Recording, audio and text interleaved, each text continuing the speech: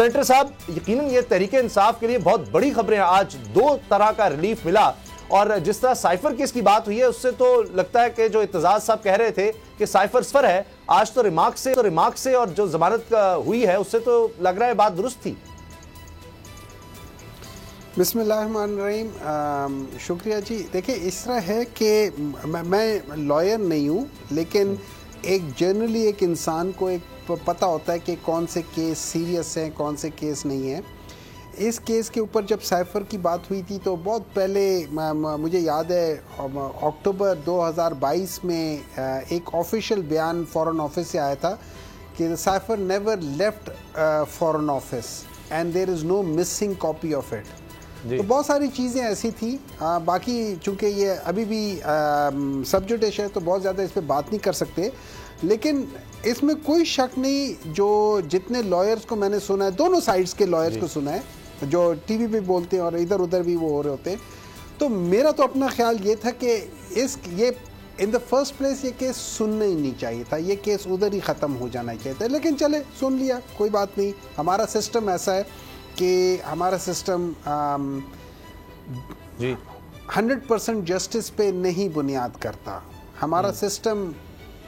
بہت ساری اور چیزوں کے اوپر بنیاد کرتا ہے، and that is one of the reasons Pakistan آج ادھر ہے جہاں ہم ہیں، کیونکہ حضرت علی رضی اللہ تعالیٰ عنہ کا قول تھا کہ کفر کا نظام چل سکتا ہے، نظام مین سسٹم، کفر کا نظام چل سکتا ہے، لیکن ناانصافی کا یا جو ظلم کا ہوتا ہے، اور ظلم ناانصافی ہوتی ہے، وہ نظام نہیں چل سکتا۔ تو یہ اور اگر ہم لوگ کبھی اپنے آپ اپنے گریبان میں جان کے دیکھیں، ایز اے قوم، میں پی ٹی آئی یا کسی کی بات نہیں کر رہا، ایز اے قوم آپ لوگ اینکرز، ہم ڈاکٹرز، لائرز، ججز، آرمی والے، بیوروکریسی، ہم سارے اپنے آپ کو دیکھیں، کیا ہم واقعی اس ملک کے ساتھ جسٹیفیکیشن کر رہے ہیں؟ ہم نہیں کر رہے۔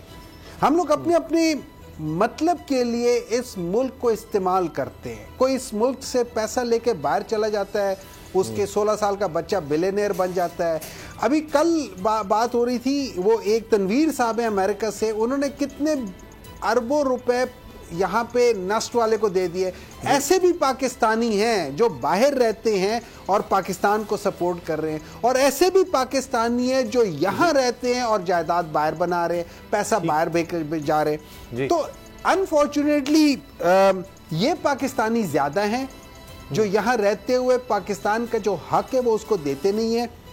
اور پاکستان سے سب کچھ لے کر چلے جاتے ہیں۔ تو ہم نے دیکھنا ہے کہ ہم لوگ کس طرف جا رہے ہیں۔ اگر ہم نے پاکستان کو ٹھیک کرنا ہے تو ہم نے اپنے آپ کو ٹھیک کرنا ہے، اور ہم نے اپنے آپ کو ٹھیک کرنے کے لیے میں یہ سمجھتا ہوں یہ پہلا موقع آ رہا ہے کہ جس میں